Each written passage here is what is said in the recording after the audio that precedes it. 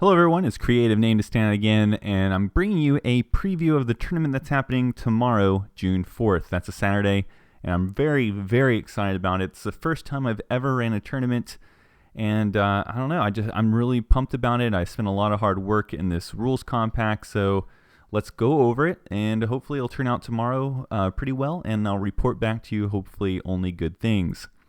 So first things first, how is army construction going to work? And I decided that we're going to use the South Coast GT's point system. I'm going to have each of the players build an army of 75 points, and from there we're going to have a lot of fun. Other than that, though, I didn't borrow a lot of the special rules that they have for their tournament. I think they change AOS quite a bit. I'm going to try to keep AOS as pure as possible, but I, too, make my own changes. I just think they're a little bit more soft-handed than what South Coast has done. So let's look at some of the changes. I say you can't bring duplicates of named characters. When it comes to summoning, I don't restrict it very much. You can only summon units that are in your pool, or if they die on the board, they're in your pool again, so you can kind of summon them back. The only restriction is you can't resummon destroyed heroes. I decided that was a good balancing point. If you manage to kill all the wizards, there should be no reason for you to have to worry about wizards being resummoned. So I think the only thing that would get around that is maybe the horrors. So if somebody brings a lot of horrors, they can summon more horrors. But eventually if they try to bring, like, say, I don't know, a bunch of Tzeentch wizards, each time you kill that Tzeentch wizard, that specific Tzeentch wizard can't be summoned anymore. So I think it was a good middle of the ground. We're playing what you see is what you get. My only thing is I kind of explained I don't want lame conversions where you're just being lazy. I say we're going to be playing base to base because I don't like base stacking, so that's against AOS purity.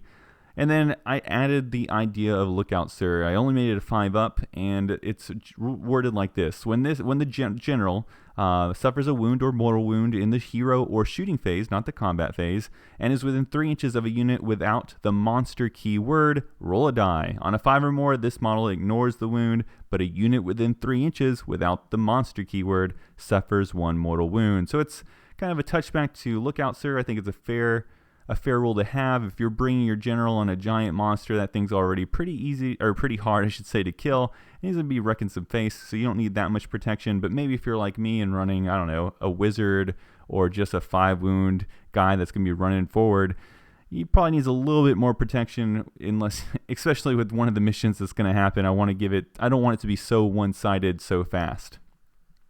Now we'll look at scoring. You can have a major victory, a draw, or a loss, and the points are as you can see. And then I have bonus points. So these are here just really to separate everybody's who's kind of tied, because there's not a lot of players. I think we're going to have 6, maybe 8 players tomorrow. And obviously we're going to have maybe a couple 3-0s, definitely a lot of 2-1s. So here, these bonus points are going to separate everybody out. And I think they're pretty cinematic, so let's look at them.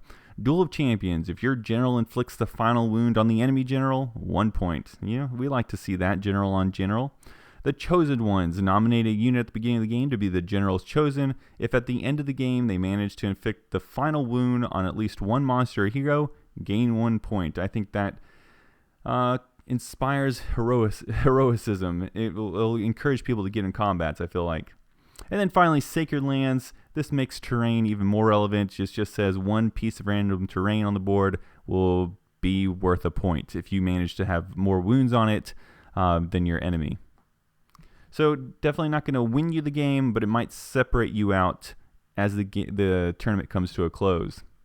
I will have painting restrictions. I say you can't have gray models. I think that's fair enough. You can at least go buy some spray paint. If you prime your army, you get 0 points. Your reward is being able to play with them.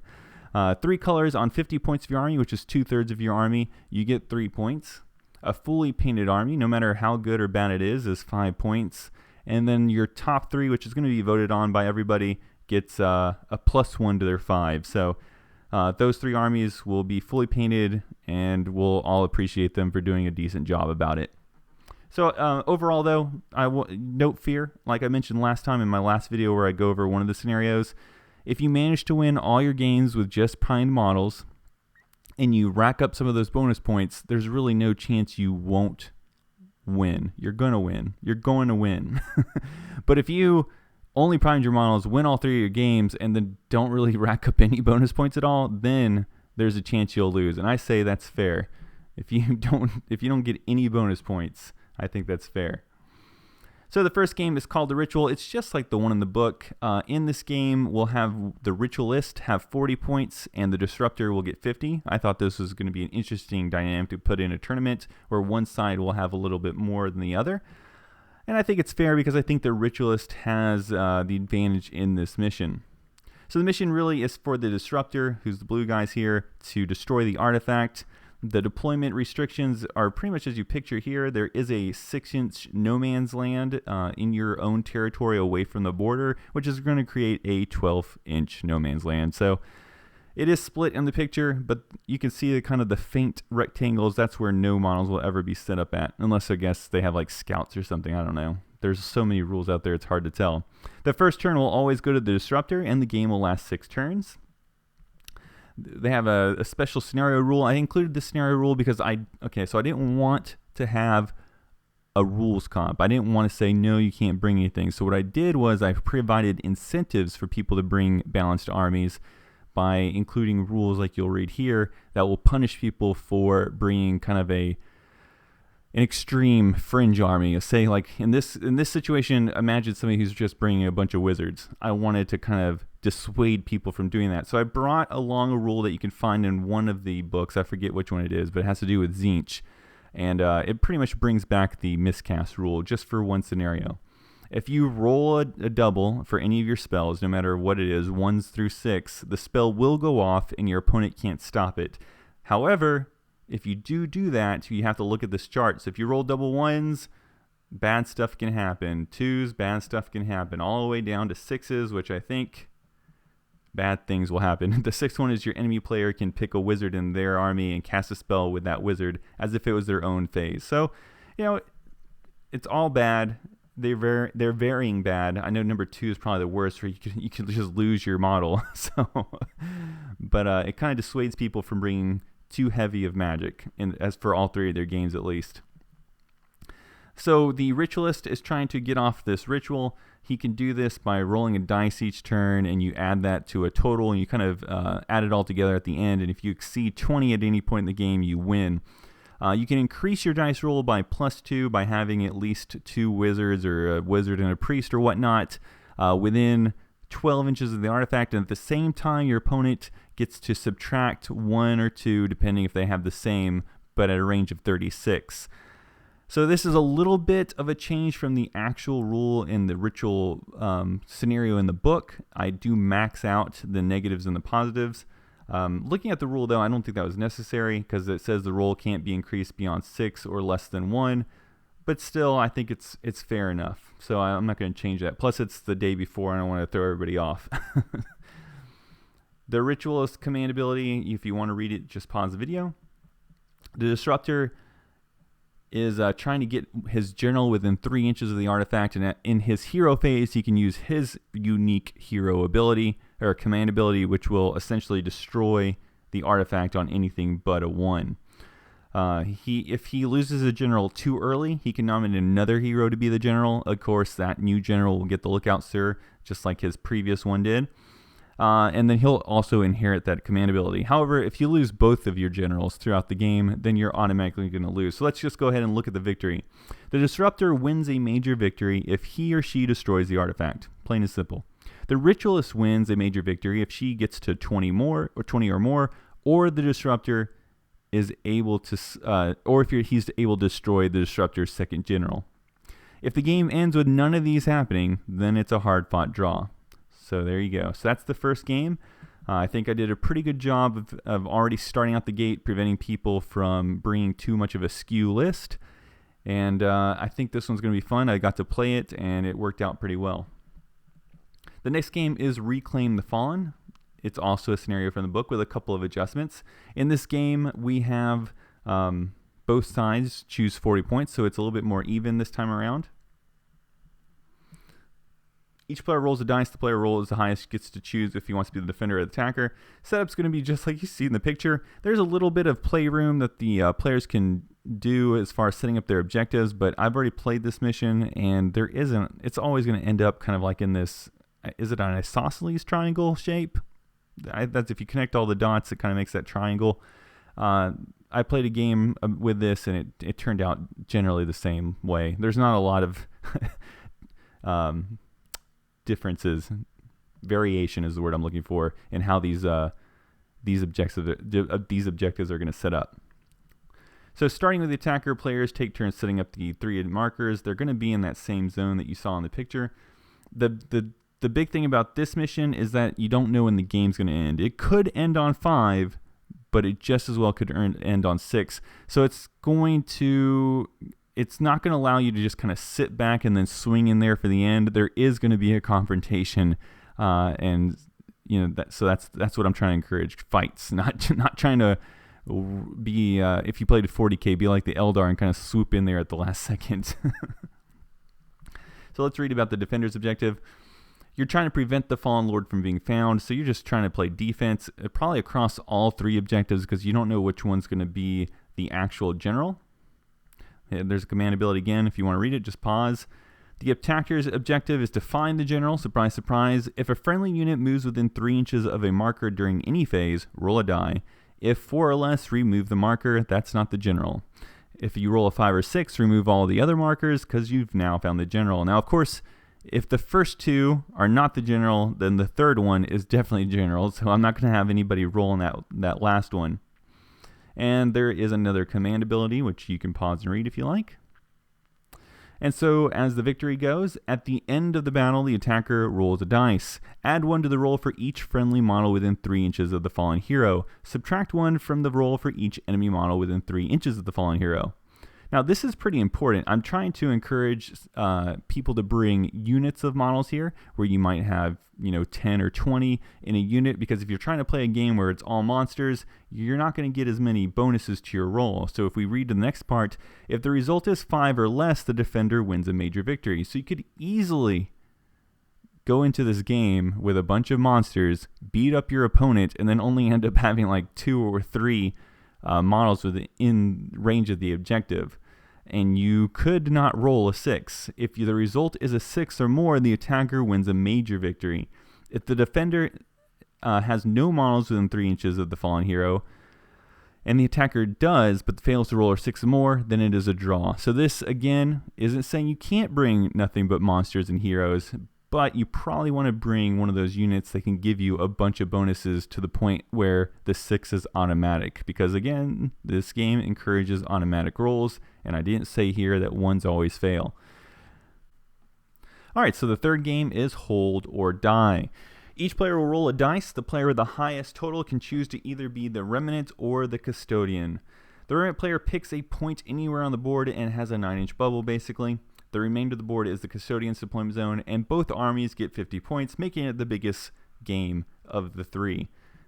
Again, we're not using all 75 points. I'm trying to create a little bit of flexibility, allowing people to measure what they want to bring against the scenario and what they're facing across the board. And here's a picture of the deployment zone. I'm sure most games will look similar to this. The Remnant player must divide, or in this picture it's the invader, divide his army into 2 near equal halves based on the number of units. 10 units are split 5 and 5. I know, what if it's 9 or 11? I don't care. If you want to deploy 6 on the board and 5 on the back, it's not going to be that big of a difference. And that's what I say. 1 half will be deployed in the Remnant territory as the starting force, which is important. That's why it's bolded, while the other is placed in reserve. Before deployment, the Remnant will secretly note which table edge his reserves will deploy from when they arrive. All reserves arrive in the movement phase of their turn 2 and must deploy fully within 6 inches of the table edge, but no more than 3 inches from an enemy model. This counts as their movement. Players take turns deploying units, starting with the Custodian player. The Custodian can deploy anywhere on the table, but must be further than 12 inches from the Remnant deployment zone. The Remnant player chooses who goes first, and I'm sure most Remnant players will choose, again, the invader, will choose who goes first, and I'm sure they'll go first, and the game will last 6 turns.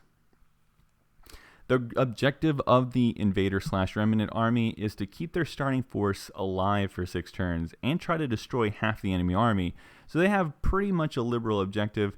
They do have to keep a certain point of their army alive, but they can destroy any units that would equal half. They get a special command ability. Again, pawns if you're interested. The Custodian's objective is to just destroy the starting force before the game ends. So that's essentially each person's trying to destroy half their opponent's army. Just one side has to destroy a specific part.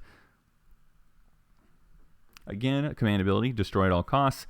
And the victory is so. If the remnant starting force is destroyed, and I don't know why I put fleeing, but I put it all over here. I forgot there's no fleeing in this game. The Custodian wins a major victory. If more than half of the Custodian units are dead before the game ends, then the remnant wins a major victory. Any other outcome, which is possible, the starting force could still be alive and the other person could not have lost half their army. The outcome is a draw.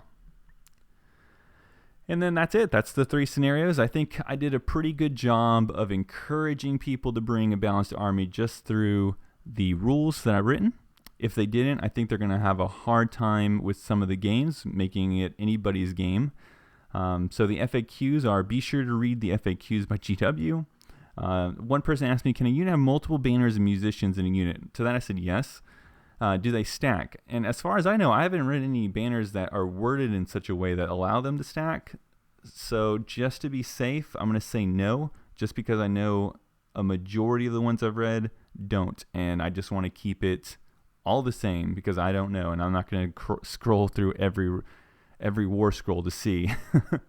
Will we have mystical terrain on the table? I want to leave that up to the people playing, but I think it's still an important part of the game, so I picked the easiest one, which I think is the Sylvaneth Wildwoods, and I know there's going to be some on each of the tables tomorrow, so they can either play with just that, or they can encourage each other to play with more. They could even, I'm not going to say they're cheating if they don't use the Wildwoods either. It's up to them. Can you stack Arcane Shield? I think that's fine, especially since I think my first scenario disincentivizes people from bringing a ton of wizards.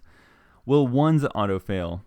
I say no. I personally think there is so much rend out there and so many things that do mortal wounds that I just don't, I don't think it's necessary. Just let it happen. And plus, I don't think it's that easy. It's not like, I don't think it's that easy to give things auto ones. I think it's possible.